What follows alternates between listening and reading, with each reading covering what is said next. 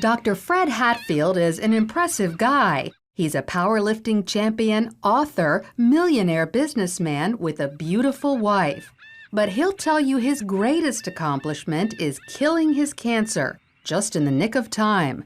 The doctors gave me 3 months to live because of widespread metastatic cancer in my skeletal structure. 3 months. 3 different doctors told me that same thing.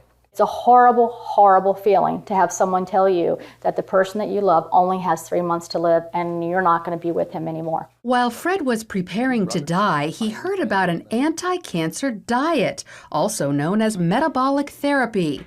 With nothing to lose, he gave it a try and was shocked when it actually worked. And the cancer was gone, completely. To this day, there's no trace of it, and it's been over a year. Although it wasn't easy, Fred stopped eating carbohydrates because carbohydrates turn into glucose inside your body. Cancer cells love glucose and need it so badly that if you stop giving it to them, they die.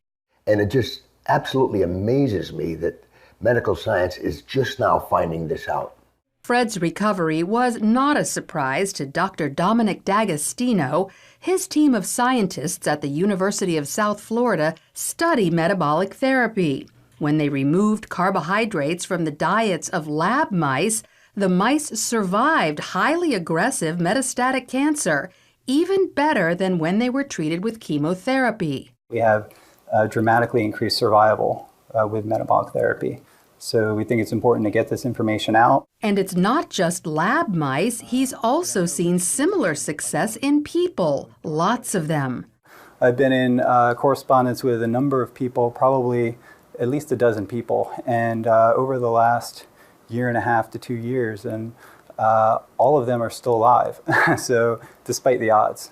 And so this is very encouraging. All cells, including cancer cells, are fueled by glucose. But if you deprive them of glucose, they switch to the alternate fuel ketone bodies, all except cancer cells.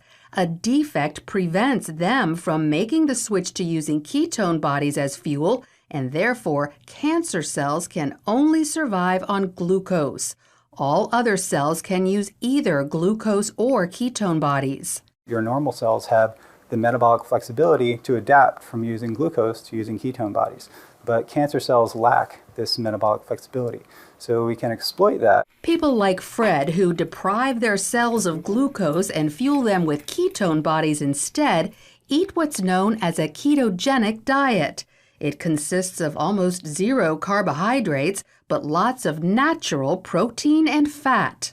You can go online and there's just cookbooks and, it's clean eating, just very clean eating. None of the sugars, the salts, the trash food. Natural proteins are ones in their original form, but processed meats like cold cuts and hot dogs are off limits because often carbohydrates have been added to them. Natural fats are in their original form, like olive oil, avocados, nuts, and also coconut oil. But stay away from trans fats such as shortening or margarine, which are man-made. Some people are afraid to try the ketogenic diet because they think all this fat is bad for their heart.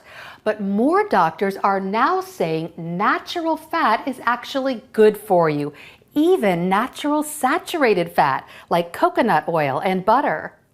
Doctors like cardiologist Stephen Sinatra. Is cholesterol the major cause of heart disease?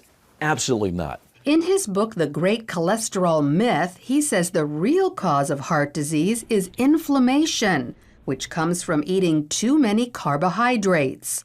We need to coach our patients and empower them about the dangers of sugar. Unfortunately, they're not hearing that. They're hearing the converse, the dangers of fat. Fat is healthy for you, as long as you avoid trans fats. So by cutting back on carbohydrates and eating natural fats and proteins, you could improve your heart health and even wipe out cancer.